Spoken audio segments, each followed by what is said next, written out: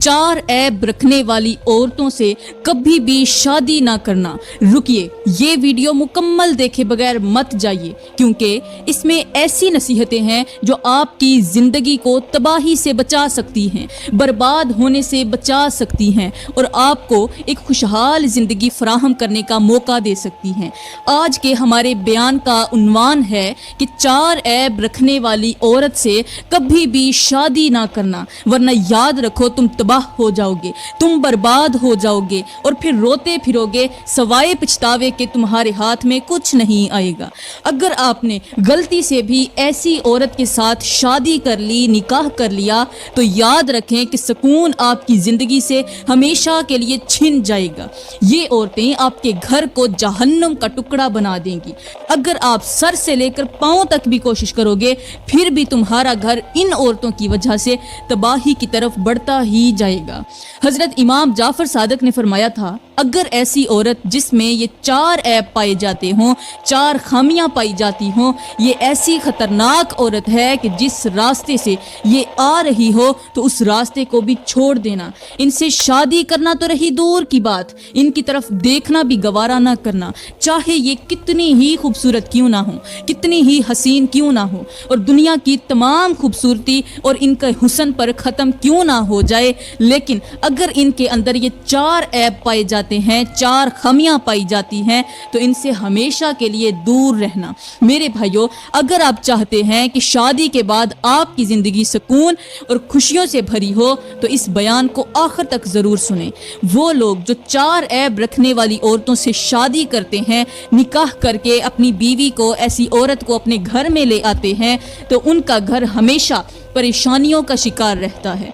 शोहर समझते हैं कि शायद उनके घर पर किसी की नज़र लग गई है या कोई तावीज़ हो गया है, लेकिन असल में उनकी बीवी के ये चार ऐब ही उनके घर की बर्बादी का सबब बनते हैं, घर की तबाही का सबब बनते हैं।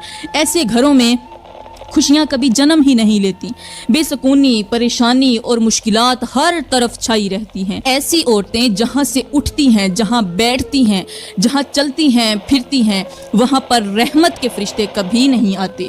हज़रत हकीम लुकमान तो यहाँ तक कहते हैं कि ये औरत जिस रास्ते से गुजर जाए वहाँ सब्ज़ा ही नहीं उगता, ज़मीनें बंजर हो जाती हैं, वीरान हो जाती हैं।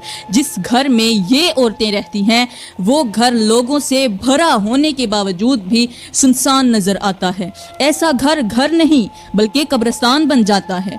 अब बात करते हैं कि वो कौन सी चार औरतें हैं, कौन से चार ऐब हैं जो औरत की जिंदगी और घर को तबाह बर्बाद कर देते हैं। वो चार ऐब बताने से पहले मैं आपको एक इबरतनाक कहानी सुनाना चाहती हूँ। हज़रत अली एक दिन किसी लंबे सफ़र पर रवाना हुए। सफ़र काफ़ी तवील था, रास्ता सुनसान और खामोश था। चलते चलते आपका गुज़र एक वीराने से हुआ।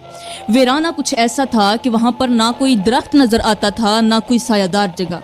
हर तरफ खुश्क ज़मीन फैली हुई थी, रेतला इलाका था, सिर्फ रेत फैली हुई थी। ऊपर आसमान था, नीचे ज़मीन थी, ना कोई इंसान ना कोई हैवान। सफ़र की थकन और धूप की शिद्दत के बायस आपको प्यास की शिद्दत महसूस हुई, लेकिन करीब में पीने के लिए पानी मौजूद न था। आपने इर्द गिर्द नज़र दौड़ाई कि शायद कहीं पानी का कोई इंतज़ाम मिल जाए, मगर ना कोई कुआं नज़र आया और ना ही कोई चश्मा। हर तरफ खामोशी और खालीपन था। इसी दौरान आपकी नज़र दूर एक कच्चे से घर पर पड़ी। वो घर इस वीरान और खुश्क जगह में उम्मीद की एक किरण की तरह दिखाई दे रहा था। आपने दिल में सोचा कि चाहे इस घर में रहने वाले कितने ही गरीब क्यों ना हों, लेकिन यहाँ से पानी जैसी नेमत तो मिल ही जाएगी। ये सोचकर आपने उस घर की तरफ कदम बढ़ाना शुरू किया। रास्ता वीरान था, लेकिन वो कच्चा घर जैसे आपको अपनी तरफ बुला रहा था। आपका दिल मुतमईन था कि वहाँ पहुँचकर आपकी प्यास का इलाज हो जाएगा। हज़रत अली ने दिल में उम्मीद लिए इस कच्चे घर की तरफ कदम बढ़ाए, लेकिन जैसे ही आप उसके करीब पहुँचे, एक गैर मामूली बात ने आपको वहीं पर रोक दिया। किसी के रोने की आवाज़ हवा के साथ आपके कानों तक पहुंची, किसी इंसान के रोने की आवाज़। वो आवाज़ इतनी दर्द भरी थी कि जिसे सुनकर आपका दिल बेचैन हो गया। आपने फौरी तौर पर اپنے چاروں طرف نظر دوڑائی کہ شاید کوئی انسان یا جانور نظر آ جائے، لیکن ہر طرف ویرانی اور خاموشی تھی، نہ کوئی انسان دکھائی دیا نہ کوئی حیوان۔ آپ نے مزید غور کیا تو اندازہ لگایا اور محسوس ہوا کہ یہ آواز کسی عورت کی ہے جو شدت غم میں رو رہی تھی۔ آپ نے اپنے قدم نہیں روکے اور اپنا سفر جاری رکھا۔ جیسے جیسے آپ اس گھر کے قریب پہنچتے گئے وہ آواز اور زیادہ صاف اور تیز ہونے لگی۔ جب آپ اس گھر کے بالکل قریب پہنچے تو آپ کو پکا یقین ہو گیا کہ یہ غم زدہ آواز اسی گھر کے اندر سے آ رہی ہے۔ آپ کے دل میں ایک سوال ابھرا، اس گھر کے اندر کون ہے؟ ایسا کون سا درد چھپا ہوا ہے جو کسی عورت کو یوں بے حال کر رہا ہے؟ آپ یہ سوچتے ہوئے دروازے کے قریب پہنچ کر رک گئے اور مزید کچھ سننے کی کوشش کی تاکہ آپ جان سکیں کہ اندر ماجرا کیا ہے۔ پھر آپ نے دروازے پر دستک دی، دروازے پر نرمی سے دستک دی اور دل میں سوچا کہ جو بھی دروازے پر آئے گا اس سے میں اس عورت کے رونے کی وجہ ضرور پوچھوں گا۔ کچھ لمحوں کے بعد دروازے کی کنڈی کھلی اور اندر سے ایک مرد باہر نکلا۔ جیسے ہی اس کی نظر حضرت علی پر پڑی تو وہ حیرت اور ادب کے ملے جلے جذبات کے ساتھ فوراً جھک گیا۔ اس نے ہاتھ باندھ کر اور جھک کر آپ کے قدموں پر ہاتھ رکھنے کی کوشش کی، لیکن حضرت علی نے اسے نرمی سے روک دیا۔ اس کی زبان سے بے ساختہ نکلا، یا حضرت آپ، یہ کیسے ممکن ہوا کہ آپ یہاں تشریف لے آئے؟ آپ مجھے اپنی خدمت میں بلا لیتے، میں فوراً بھاگ کر آتا، آپ نے خود تکلیف کیوں کی؟ وہ شخص حضرت علی کو پہچانتا تھا اور ان کے بلند مرتبے سے واقف بھی تھا۔ حضرت علی نے نرمی اور شفقت سے فرمایا، نہیں بھائی، میں نے کوئی تکلیف نہیں کی، میں تو یہاں ویرانے سے گزر رہا تھا، کہیں جا رہا تھا، سفر میں تھا کہ راستے میں مجھے پیاس لگ گئی۔ جب چاروں طرف کچھ نہ پایا، نہ کوئی گھر نظر آیا اور نہ کوئی چشمہ، نہ کوئی کنواں، تو مجھے صرف ایک تمہارا گھر نظر آیا۔ میں نے دل میں سوچا کہ شاید یہاں سے پانی کا انتظام ہو جائے، اس لیے تمہارے گھر کا رخ کیا، لیکن جب یہاں پہنچا تو تمہارے گھر کے اندر سے کسی عورت کے رونے کی آواز سنائی دی۔ فرمایا، یہ بتاؤ تمہارے گھر سے ایک عورت کے رونے کی آواز کیوں آ رہی ہے؟ ایسا کون سا غم ہے، کون سا دکھ ہے جس نے تمہارے گھر کی دیواروں کو بھی اشکبار کر دیا ہے؟ یہ سن کر وہ شخص چونک سا گیا، جیسے کوئی ایسا راز فاش ہو گیا ہو جسے وہ چھپانا چاہ رہا تھا۔ اس کی نظریں جھک گئیں اور اس کے چہرے پر ایک عجیب سی گھبراہٹ چھا گئی۔ حضرت علی نے پھر سے پوچھا کہ بتاؤ نا، یہ رونے والی عورت کون ہے اور یہ جو آواز آ رہی تھی کیا یہ تمہارے ہی گھر سے آ رہی ہے؟ یہ سن کر وہ شخص گہری سانس لیتے ہوئے بولا، یا حضرت، جی ہاں، یہی وہ بدقسمت گھر ہے جہاں سے کبھی عورت کے رونے کی آوازیں سنائی دیتی ہیں تو کبھی مرد کے رونے کی، اور یہ رونے والی عورت کوئی اور نہیں بلکہ یہ تو میری بیوی ہے۔ پھر اس شخص نے سر جھکا کر مزید کہا، یا حضرت، ہماری زندگی میں ایک ایسا غم ہے جو ہمیں بے چین کر دیتا ہے، ہمیں چین سے جینے نہیں دیتا۔ میری بیوی دن رات غم کے مارے روتی ہی رہتی ہے اور کبھی میں بھی بے بسی سے رو پڑتا ہوں۔ یہ گھر غموں کا مسکن بن چکا ہے۔ حضرت علی نے اس کی بات سن کر اس کے کندھے پر ہاتھ رکھا اور نرمی سے کہا، پریشان نہ ہو، اپنے دل کا حال مجھے بتاؤ، شاید اللہ کے حکم سے میں تمہارے دکھ کا کوئی حل نکال سکوں۔ پھر حضرت علی نے نرمی سے فرمایا، اگر یہ تیری بیوی ہے تو پھر جلدی کرو اور اپنی بیوی کو بلا کر میرے پاس لے آؤ، میں خود اس سے پوچھوں گا کہ وہ کس دکھ میں مبتلا ہے، وہ کیوں روتی ہے، تمہارا گھر جہنم کا ٹکڑا کیوں بنا ہوا ہے، تم کیوں بے چین رہتے ہو، چین کی نیند کیوں نہیں سو پاتے؟ تو وہ شخص فوراً اندر گیا اور اپنی بیوی کو آواز دی، کہا، سنو، دروازے پر مولائے کائنات حضرت علی کھڑے ہیں، وہ تمہیں بلا رہے ہیں، جلدی کرو، ان کے سامنے حاضر ہو جاؤ۔ بیوی نے جیسے ہی یہ سنا تو وہ فوراً اٹھ کر کھڑی ہوئی، اس کی آنکھوں میں آنسو تھے اور دل تیز تیز دھڑک رہا تھا۔ اس نے جلدی سے اپنے آنسو پونچھے اور دروازے کی طرف چل دی۔ حضرت علی نے اس کے چہرے پر غم کے آثار دیکھے اور پھر نرمی سے فرمایا، اے عورت، بتاؤ تم کیوں روتی ہو؟ عورت نے لرزتی ہوئی آواز میں شوہر کی طرف اشارہ کرتے ہوئے کہا، یا حضرت، یہ میرا شوہر ہے، لیکن یہ میرے لیے رحمت کے بجائے زحمت بن چکا ہے، ہر وقت مجھ پر ظلم کرتا رہتا ہے، میری زندگی کا کوئی سہارا نہیں، میرے والدین دنیا سے رخصت ہو چکے ہیں اور میرا کوئی بھائی یا کوئی رشتہ دار نہیں ہے، میں بالکل اکیلی ہوں، نہ کوئی بہن، نہ کوئی بھائی، نہ ماں، نہ باپ، کوئی سہارا نہیں ہے۔ میرے لیے دنیا میں صرف ایک ہی سہارا تھا اور وہ تھا میرا شوہر، لیکن یہ بھی میرے ساتھ ایسا سلوک کرتا ہے، بدترین سلوک کرتا ہے کہ میری زندگی اجیرن بن گئی ہے اور میں بے سہارا ہوں۔ حضرت علی نے اس شخص سے فرمایا کہ بتا تو صحیح، تو اس پر ظلم کیوں کرتا ہے؟ تو اس شخص نے کہا یا حضرت میں بھی مجبور ہوں، جب سے میں نے اس عورت سے شادی کی ہے، جب سے نکاح کر کے اسے اپنے گھر کی دہلیز پر لے کر آیا ہوں، تب سے میری زندگی تباہ ہو گئی ہے۔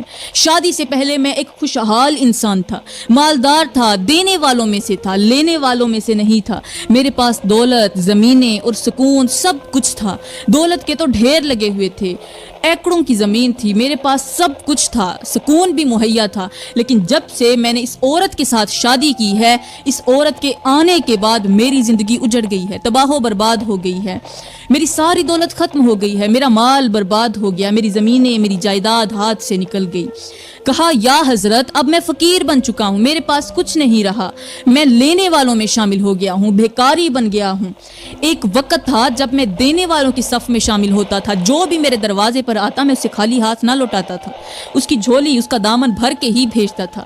لیکن اب اس عورت نے مجھے اتنا کنگال کر دیا ہے کہ اب میں لینے والوں کی صف میں شامل ہو گیا ہوں۔ میں بھیک مانگتا ہوں، کوئی مجھے بھیک نہیں دیتا۔ ہر وقت پریشانیوں نے مجھے گھیر رکھا ہے اور اسی وجہ سے میں ہر وقت روتا رہتا ہوں۔ اس عورت کے آنے کے بعد میرا گھر سکون کا گہوارہ نہیں بلکہ ایک جہنم کا گڑھا بن گیا ہے۔ حضرت علی نے ابھی اسے تسلی دینے کے لیے کچھ کہنا ہی چاہا تھا کہ اتنے میں اس شخص کا چھوٹا بھائی جو اس عورت کا دیور تھا وہ بھی وہاں آ پہنچا۔ وہ بھی حضرت علی کو دیکھ کر ادب سے جھک گیا اور ان کے احترام میں ہاتھ باندھ کر کھڑا ہو گیا۔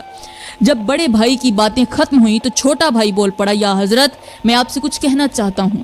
میں ابھی تک غیر شادی شدہ ہوں، میری عمر کافی ہو چکی ہے، لیکن میں شادی کرنے سے بہت ڈرتا ہوں۔ میں نے اپنے بھائی کی حالت دیکھی ہے اور ان کی زندگی کے مسائل دیکھ کر مجھے خوف ہوتا ہے کہ کہیں میری شادی بھی میری زندگی کو برباد نہ کر دے، میرا گھر اجاڑ کر نہ رکھ دے۔ میں تو ایسی عورت سے شادی کرنا چاہتا ہوں جو میرے گھر کو سکون دے، میری زندگی خوشحال ہو جائے، میری غربت ختم ہو جائے۔ حضرت علی نے شفقت بھری نظروں سے اس عورت کے شوہر کی طرف دیکھا اور فرمایا اے بندہ خدا، میں تجھے عورتوں کے ان 4 عیبوں کے بارے میں بتانا چاہتا ہوں جو کسی بھی گھر کو اجاڑ کر رکھ دیتے ہیں، خوشحال گھر کو برباد کر دیتے ہیں، تباہ کر دیتے ہیں، پریشانیوں کے جنگل میں ایسا دھکیل دیتے ہیں کہ پھر باہر نکلنے کا کوئی راستہ ہی نہیں ملتا۔